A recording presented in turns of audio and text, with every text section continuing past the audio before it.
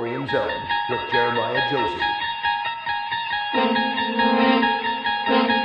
unlock this door with the key of imagination, beyond it is another dimension, a dimension of sound, a dimension of sight, a dimension of mind. You're moving into a land of both shadow and substance, of things and ideas. You just crossed over into the Thorium Zone.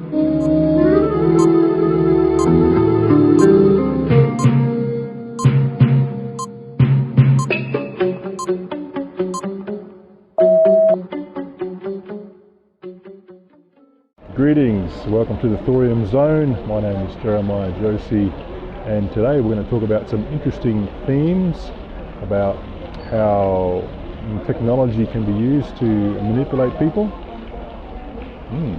how it benefits people, how Rockefeller saved the whales, and how that is related to why we don't have a nuclear economy today.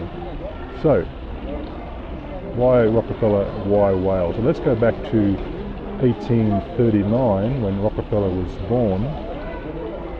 He grew up in a dysfunctional or broken family. His father was rarely around, and his mother taught him some really good practical financial rules about tracking money. And he took that into his life very early. In his career, he became a trader, commodities trader in the Chicago area. Cleveland is where he was, and trading across the Great Lakes. By the time he was in his late 20s, oil had come about. But Rockefeller wasn't interested in the making of the oil, or rather the collection, the drilling. He saw that as a very risky occupation. He was more interested in being in the supply chain. And so over a short period of time, he created the Standard Oil Company. He created an infrastructure of pipelines, or transport systems rather, going from wagons and barrels to trains to pipelines, to get this oil, which was specifically kerosene, to New York, where it was being used to burn at night time for lighting. And one of the things that Rockefeller did was he brought in sulfur extraction to the to his oil, which meant that people could burn oil cleanly and cheaper than what was currently being used was oil from whales. So because of Rockefeller's efficiency, taught to him by his mother, Rockefeller saved the whales, because Standard Oil kerosene in a little red tin was pretty well guaranteed to give you a soot-free, smell-free evening. You could burn kerosene in your lamps, and that was a pretty good business. But it wasn't where... So that's the story of how Rockefeller saved the whales. But it goes on from there, because gasoline and diesel was heavier than kerosene, very hard to clean, very smoky, so it wasn't used for much. And gasoline, which is lighter than kerosene, is too flammable. These were both discarded for many years, until two very smart Germans, Van Otto and Diesel, was it? Two gentlemen developed the diesel cycle and the Otto cycle, one for burning diesel in the compression engine system, and the other one for burning gasoline in the spark ignition system. And that was a huge boon for Standard Oil Company, which suddenly found a new source for their waste. There was an incredible increase in wealth for them. And so Rockefeller saved the whales, and the automobile, or Ford rather, saved Rockefeller. But it didn't stop there, because Rockefeller also decided, or was very keen to find alternative uses for anything that was coming out of the crude oil. Vaseline was another product created by Standard Oil Research Laboratories, and the pharmaceutical industry came about as well with the establishment of the Rockefeller Medical Institute in New York in 1901.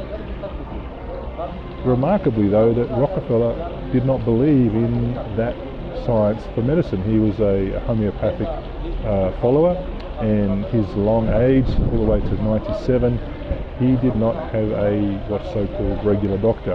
And anyway, that's a side story.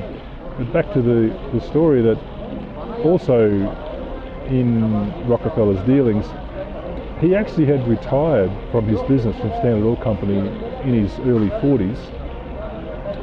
He'd put 20 years into it by the time he got to that point into his trading business. And he had acquired around him some partners who you could say were ruthless. And they would do anything to secure their business. And that's really where the name Rockefeller comes from, or you say the bad name from Rockefeller comes from, was his partners who would do anything to ensure the profits remained for their company. And that's where the medical industry came in as well. Also the funding of Herman Muller in the 1920s to zap some fruit flies, with an analogy similar to, if I jump off a 100-meter cliff, what damage will happen to my body?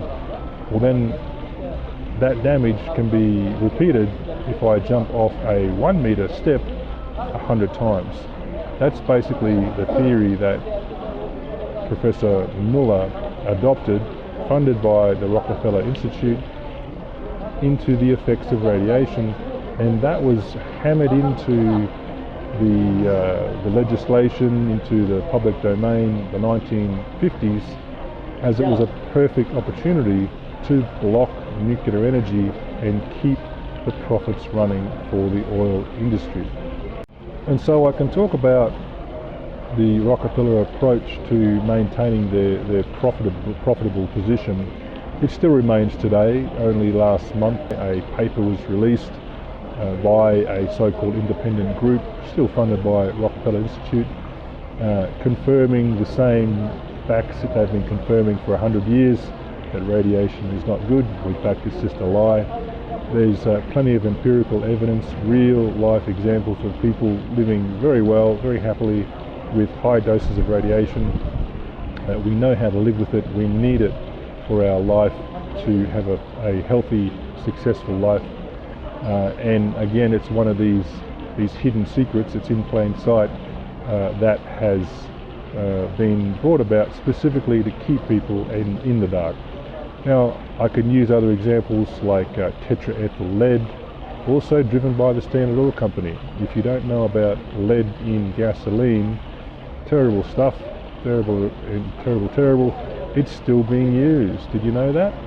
I won't say how, but that's still the case after massive campaigns to stop it being used.